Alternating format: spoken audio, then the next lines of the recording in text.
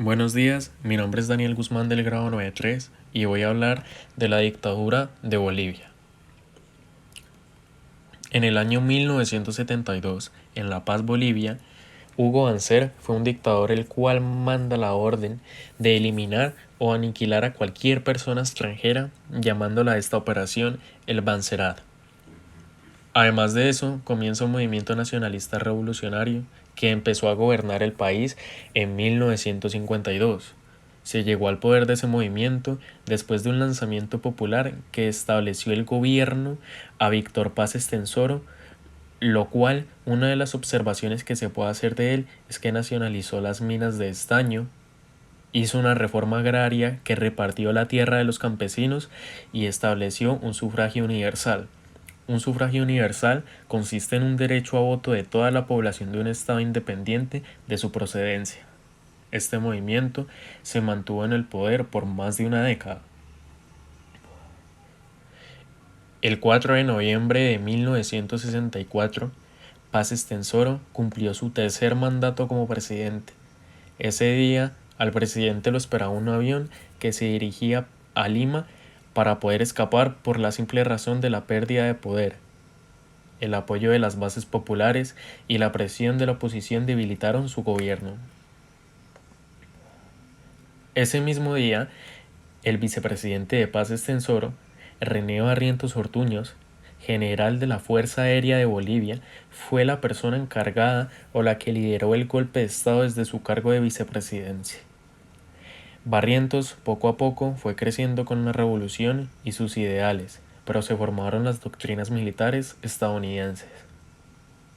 Durante ese giro, se volvió una política más conservadora y abrió la economía al capital extranjero.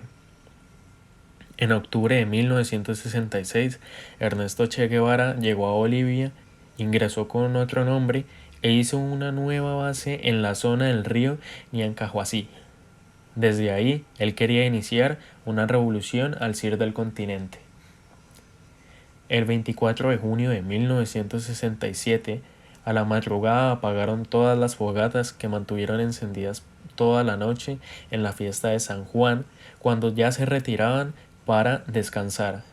Al momento que se iban, se sorprendieron del ataque de un grupo de militares que dispararon con ametralladoras y bazucas a los trabajadores, sus mujeres y sus hijos.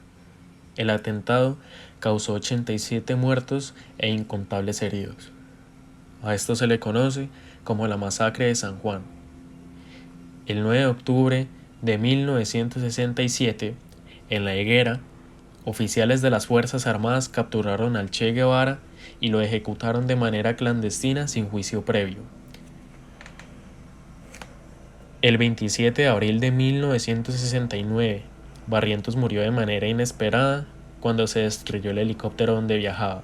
En ese momento, tomaron el poder un grupo de militares nacionalistas que estaban descontentos con la política del dictador Alfredo Bando I y Juan José Torres. Intentaron reflotar algunas de las medidas que había tomado la revolución boliviana.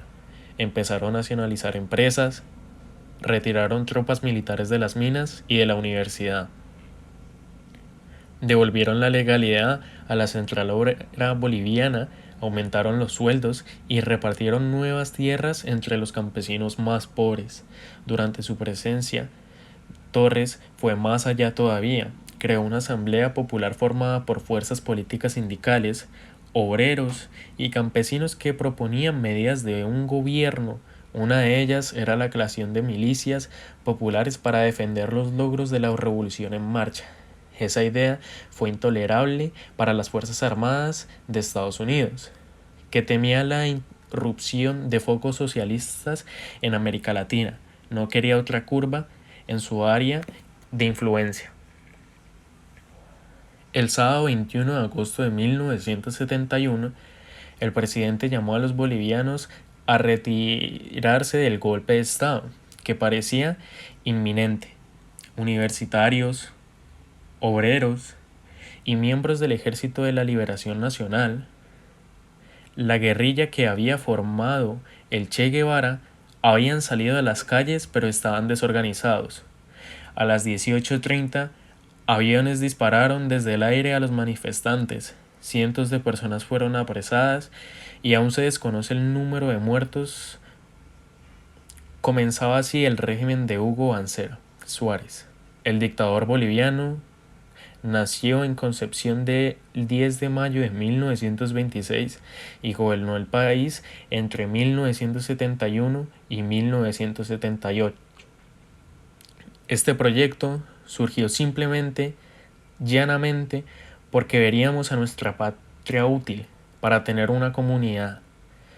Superamos las Fuerzas Armadas junto a la patria, con el pueblo han levantado este proceso. Es lo que dijo Hugo Banzer.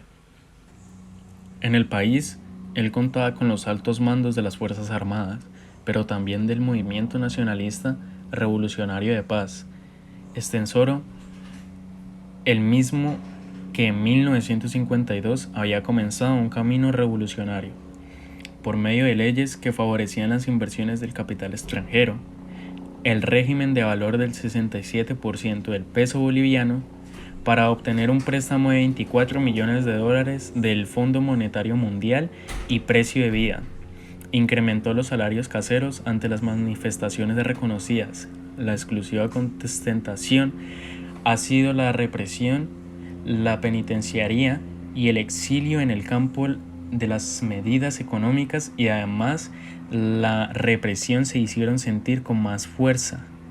Más todavía, una vez que el 20 de enero de 1974 se bajaron los subsidios de una secuencia de productos de primera necesidad, como la harina, el aceite y el sacarosa. 4 días luego, los campesinos bloquearon las primordiales rutas del territorio. La ostentación gubernamental no se logró aguardar. El Banzerato mató a centenares de campesinos. No hubo bajas militares luego de la masacre del Valle de Bolivia. Por el momento, no volverá a ser la misma. El análisis que yo hago es que sí se parece a lo que está pasando actualmente en Colombia, pero hay una gran diferencia por lo que estamos haciendo. Lo que nosotros estamos haciendo no es un golpe al Estado porque el ejército está a favor del gobierno.